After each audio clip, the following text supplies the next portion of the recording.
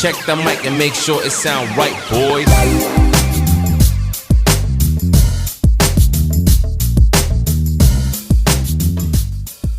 What's up? It's Poy here and welcome na naman sa panibagong video. And in today's video, may i-unbox tayong kakaiba. Dahil kita nyo naman sa title, no?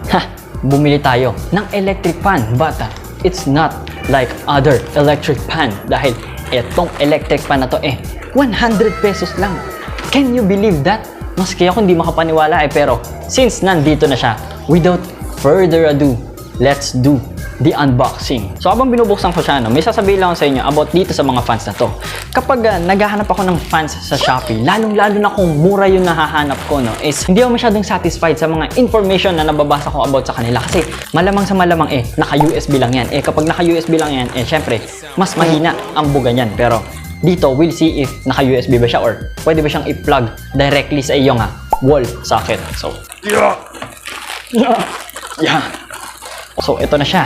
Ito na ang pinaka-unit. Okay, so, tapan na natin yung bag na yan. Ito na siya. Tada! Mga, isang dangkal mahigit. Out of the plastic. Nandito ang kanyang 5 fan blade. Tama ba 5? So, sabi niya, malambot daw to. Kaya hindi daw masakit pag tinamaan ka. Masakit pa rin pero hindi naman gaano kasakit. Ito na yung mismong unit. Oh! Okay. Wow!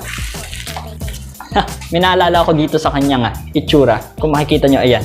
Parang yun sa mga palengke, Try na natin siyang ikabit. So, kabit natin tong mga blades niya. Paano ba to? Papasok lang to, alam ko yun. Paano to malalaman kung secured na? Sorry. Yung! Secure na kaya yan? Hindi ko alam. Sana hindi tayo liparan. But anyway, i-untangle lang natin ang kanyang saksak para maipakita ko sa inyo ang kanyang pag-ikot. At napakahirap pa i-untangle ng kanyang saksak. What? Ano ba yan? Ba't ang hirap ng pagkakabuhol nyo? Ayaw nyo ba ipagamit sa akin? So yun pagkanda hirap-hirap pero natanggal ko na rin siya. Pero ito na, let's do this. Moment of truth, saksak na natin to sa saksakan.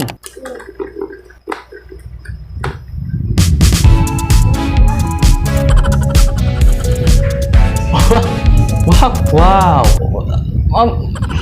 Malakas pero as always, gamitin ko muna siya para maging maayos ang review ko sa inyo. Pero first impression, wow! Sana tumagal siya dahil malakas naman siya. So, BRB. So yun isang linggo ko na siyang ginagamit and syempre naglista na ako ng mga bagay na sasabihin ko sa inyo, So without further ado, let's go! So i-introduce ko muna kayo sa kanya, So ang official name ng product is si ZH Mini Portable Clip Fan. And syempre nabili ko siya sa Shopee and ang price niya is around 120 pesos. And syempre ang variant na in-order ko is color black. So punta naman tayo sa kanyang mga specs, So para sa blade size, ang size niya per blade is 12.5 centimeters, roughly around 5 inches. It is made out of plastic material and ang power rating niya, well, hindi lang siya specified by wattage pero kaya siyang isaksak sa AC 220 volts. So doon naman tayo sa kanyang mga key specs, So according to their advertisement, siya daw energy efficient, meaning tipid gumastos sa kuryente. Meron din siyang whisper quiet operation. Siya din ay sleek at space saving ang kanyang design. Well, tama nga naman. Maliit lang kasi siya. At syempre, lightweight din dahil nga portable ito. So punta naman tayo sa kanyang mga pros and cons, So para sa pros niya is napakalakas ng hangin niya.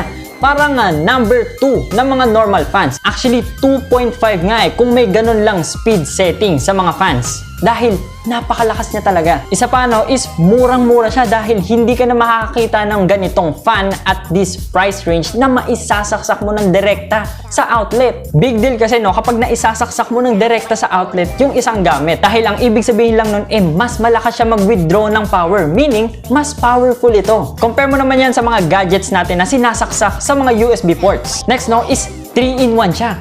Parang kape lang. Pwede siya maging desk fan dahil sa 4 na rubber feet niya. Pwede din siya maging wall fan dahil meron siyang suksukan ng pako sa likod. And syempre, pwede din siya maging clip fan as advertised. Clip as in, sipit. Actually, 4-in-1 nga siya, dahil pwede mo rin siyang gawing stand fan kagaya ng ginawa ko. Pero dito bibili ka pa ng additional equipment, which in this case, 150 pesos din yung tripod. Pero not bad, For around 300 pesos may stand fan ka na. And ang last thing na nagustuhan ko sa kanya, is hindi siya madaling mag-init. Tansya ko, pwede siyang umabot ng around 4 to 6 hours of usage. non-stop. Well, hindi ko nga lang siya recommended na gamitin magdamag dahil cheap nga siya. For sure, cheap rin ang material na ginamit sa kanya. It's not worth the risk. So, syempre, kung meron mga pros, meron mga cons. Kaya nga siya pros and cons eh. Pero anyway, para sa cons niya mahirap isuksok yung mga fan blades niya.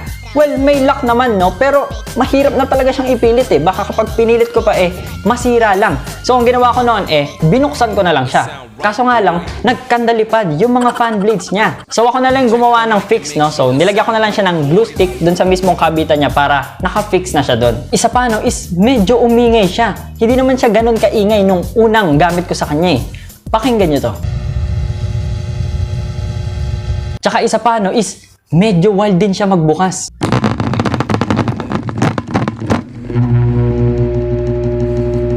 And wala din siyang speed control, no? Matic na pag binuksan mo nakatodo na kaagad siya. Pero hindi naman siya ganun ka big deal compared sa dalawang sinabi ko kanina. So for whom is this product for? So swak na swak siya, no? Sa mga on the budget and gusto ng personal fan sa kanilang workspace. Dahil ako, honestly, satisfied na satisfied dito. May time pa nga na pinapatay ko na siya dahil nanlalamig na ako. So to wrap it all up, no?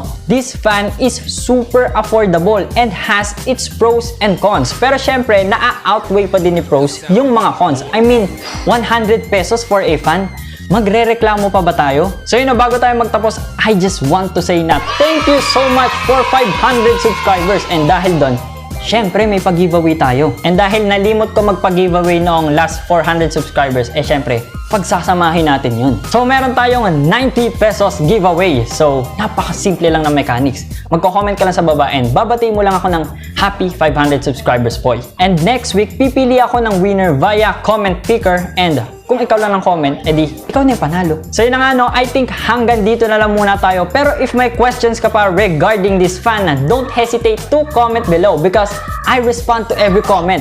Sorry sa pusa. Like mo na tong video na to kung nahanap mo tong useful or kung nag-enjoy ka and mag-subscribe ka na din so you won't miss my future uploads. So yun na nga, no, thank you so much again for 500 subscribers.